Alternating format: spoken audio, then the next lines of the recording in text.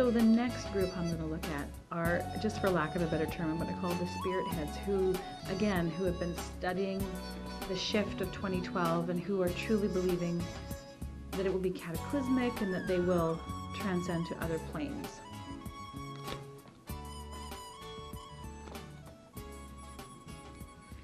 And I think,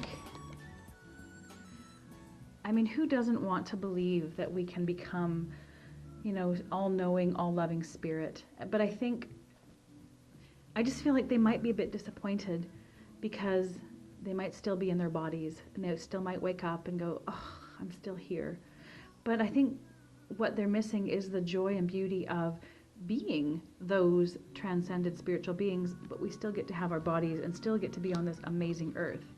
Because what I'm feeling is that it's to pull them back from living in that spiritual plane all the time while being here on earth. If you were meant to be in that spiritual plane, you wouldn't have incarnated at this time. You would have chosen to stay on the other side, but you've decided to come in here. You got these bodies, you've got these arms and legs and this head, and it's how to learn to be here and not always want to run away from it, from this human experience that you chose at this time. So there's the card of having to stay here and do your work and do your physical work. And I just mean that we can have both. We can live this amazing spiritual life. We can see the magic happen every day, but we get to still be in our bodies. So I feel like part of their work will be to learn how to ground themselves and to be integrated. This is about integration. So I guess I just want to say, don't be disheartened if you don't. We all get to transcend at some point or another, and maybe some of you really will, but I don't feel like it's a mass transcendence. I don't believe that there will be huge groups of people who suddenly are not here anymore. I feel like it'll be everybody finding their own experience through it, but please honor it, and please see how magical it still will be. It still is going to bring us so much love and happiness. And so, again, the whole point of being on this earth at this time is to learn how to be on this earth at this time and to be happy and to love. So don't be disheartened. And so these are for the people who believe that everything is just going to blow up and it's just all going to end, and we'll be facing our Maker on Judgment Day. And you know what? Some of those people, if they truly, truly believe it, they're probably going to encounter that. They're probably going to experience that. But not everyone. And I feel like there will be those that wake up and go, well, that didn't really work for me, did it? And, they will be facing consequences, definitely, of their actions. But I think more and more there'll be people that will still be here going, okay, well, what next? It's sort of like the people that bought into Y2K and woke up, January 1st going, this hasn't happened.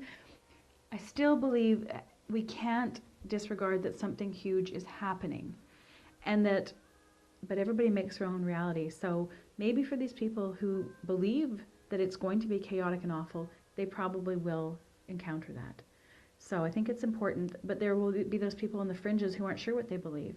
So that's why I'm asking you now to be mindful of your beliefs and to trust that you create your future. So why not create one that is maybe peaceful, that is maybe happy, instead of creating chaos? Because unfortunately, it all comes back to you anyways. So whatever you do comes back to you. So why not create happiness and love instead of, something awful and scary and dark? So this spread represents those people that truly believe there is going to be a chaos shift. And this card came up first, and this card just shows that a lot of those people who live in that mindset already live in a lot of inner turmoil, already live in a place of fear and pain. And so the thought that the world will explode is a way for them to be released. It's an escape.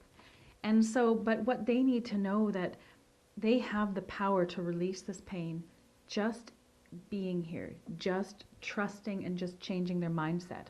And so I think that's what this is addressing, is that if these people could allow their pain to shift, whether there's so many different means to do that, mostly the shift just has to happen within ourselves. We just have to say, I'm tired of this pain, and I allow something else to come in. And maybe it's the shift, though, to living a more spiritual based life too.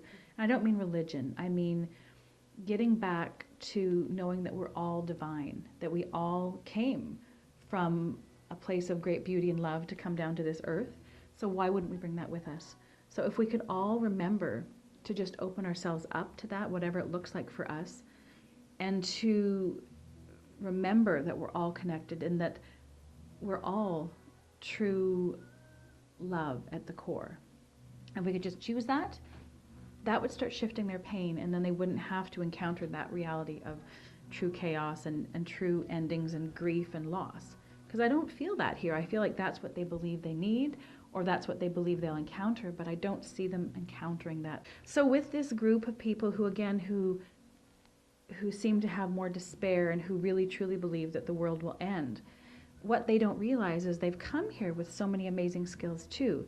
There's a lot of warrior energy and wanting to change things, and it's usually the people that live in the deepest despair or that protest that they believe in nothing, there is no God, there is no hope. They're the ones who want to believe the most, and they're generally the ones that have so much power that's untapped.